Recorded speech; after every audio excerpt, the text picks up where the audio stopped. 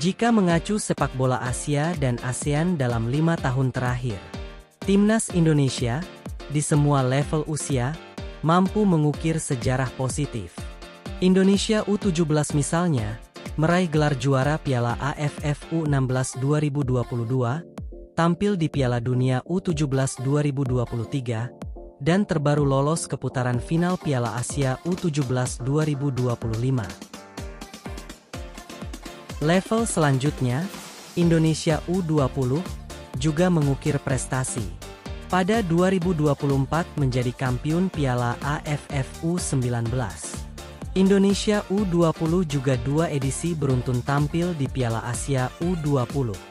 Adapun Indonesia U23 meraih medali emas SEA Games 2023. Garuda Muda juga lolos ke babak semifinal Piala Asia U23 2024 dan ke babak playoff Olimpiade 2024. Rasa-rasanya, tak salah jika predikat calon juara Piala AFF U23 2025 disematkan pada tim ini.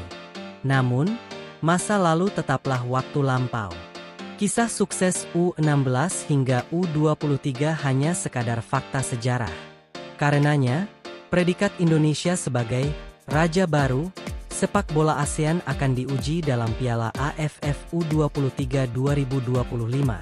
Ajang ini akan berlangsung di Jakarta dan Bekasi pada 15 hingga 29 Juli 2025. Dalam asuhan pelatih asal Belanda, Gerald van den Burg, generasi masa depan merah putih ini akan diuji.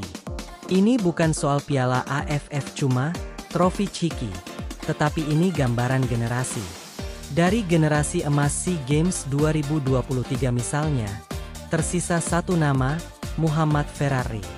Bahkan pemain 21 tahun ini sudah mencetak 2 gol untuk Timnas Indonesia dari 8 caps. Lantas dari skuad Piala Asia U23 2024, ada 5 nama yang masih bertahan. Kelima pemain tersebut adalah Ferrari, Doni Tri Pamungkas, Raihan Hanan, Hoki Caraka, dan Dava Fasha. Kemudian dari generasi juara Piala AFF U19 2024 juga ada 5 nama. Mereka itu Kadek Arel Priyatna, Alvarez Buffon, Jens Raven, Doni Tri, dan Tony Firmansyah.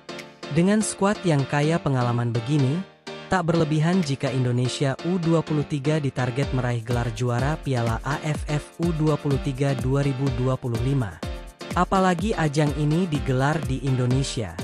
Melihat daftar panggil pemain Timnas Indonesia U23 untuk persiapan Piala AFF U23 2025, komposisinya dinilai komplit dari depan hingga belakang.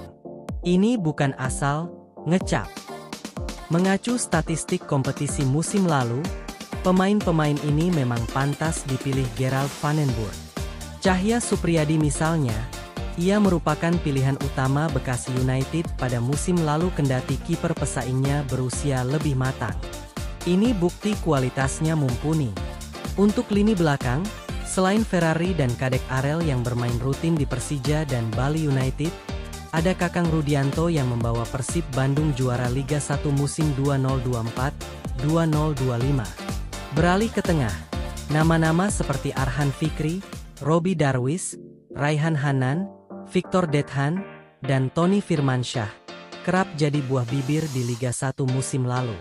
Dan, untuk lini depan, nama-nama seperti Hoki Caraka, Jens Raven, serta Rahmat Arjuna cukup menjanjikan.